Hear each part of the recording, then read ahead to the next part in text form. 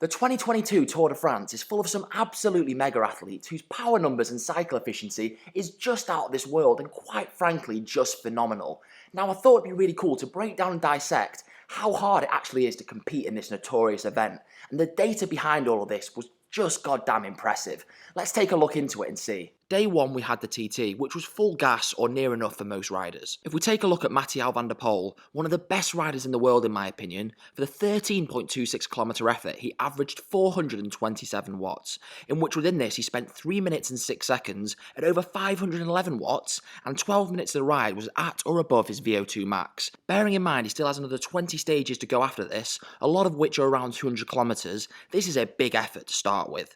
Now on stage 2, he averaged 264 watts for 4 hours and 50 minutes, and spent 50 minutes of this at and above 383 watts. I mean, these are some juicy efforts and seriously impressive. Stage 3 again was a similar type of effort, holding over 250 watts average for 4 and a bit hours, with a 34-minute stint above 383 watts.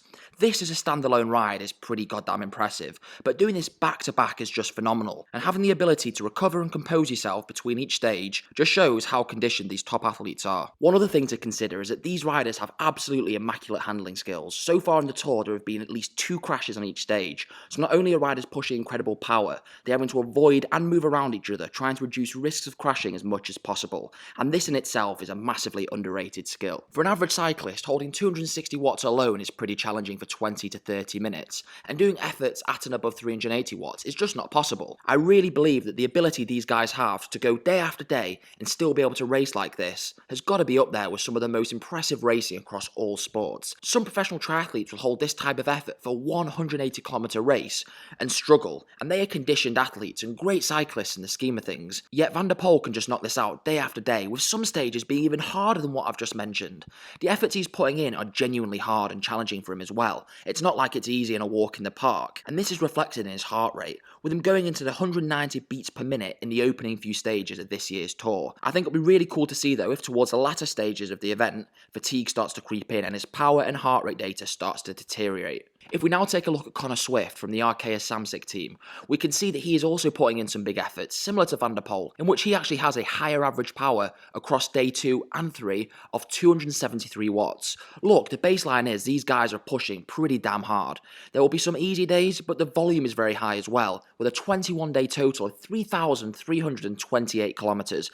I mean, what the friggin' hell? That is just ridiculously insane. I'm lost for words. It's just ridiculous. That's...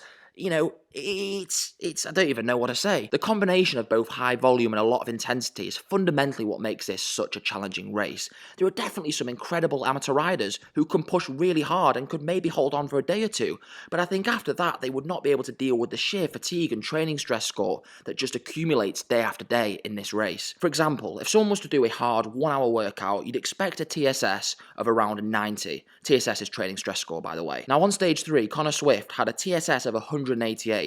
Look, it's not huge, but it's still really high when there's limited recovery and you're putting this stress on you day after day with very, very little time to rest.